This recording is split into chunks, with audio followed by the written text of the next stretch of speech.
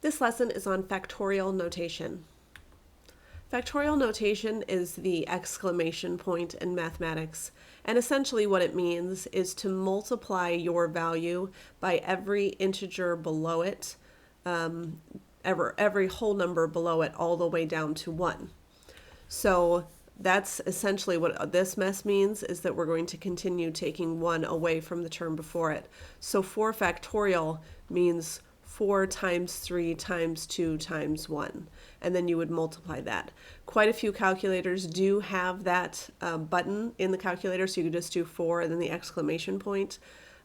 If you don't, obviously you would just have to multiply it all out yourself.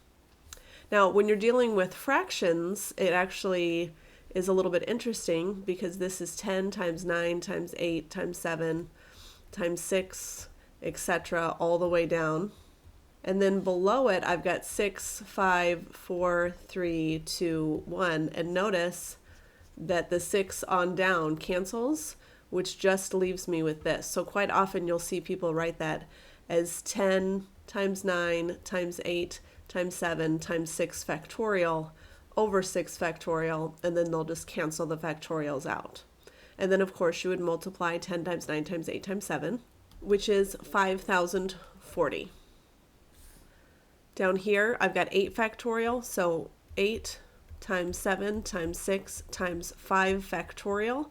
So I'm going to do it that way because I know that I also have 4, 3, 2, 1, and another 5 factorial, and so those 5 factorials will cancel. Now I've already evaluated 4 factorial, which is 24. On the top, I have 8 times 7 times 6, which is 336. And then, of course, I could reduce those two things and get 14. Another way I could have done that is on this step, I could have said, well, 4 times 2 is 8. And so let's cancel the 4 and 2 and 8.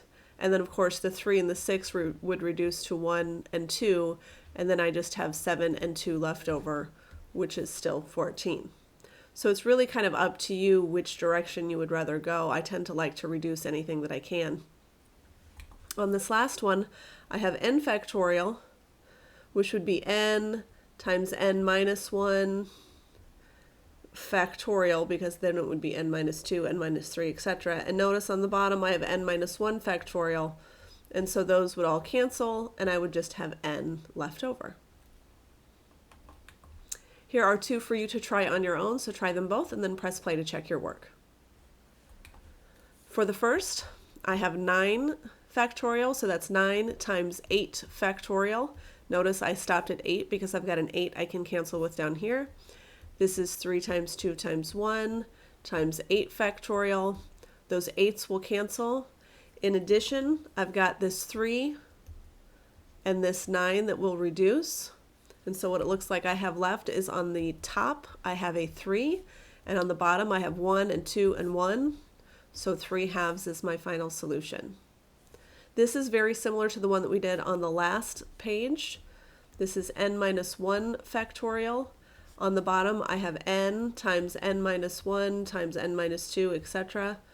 So those would cancel, and I would just be left with 1 over n.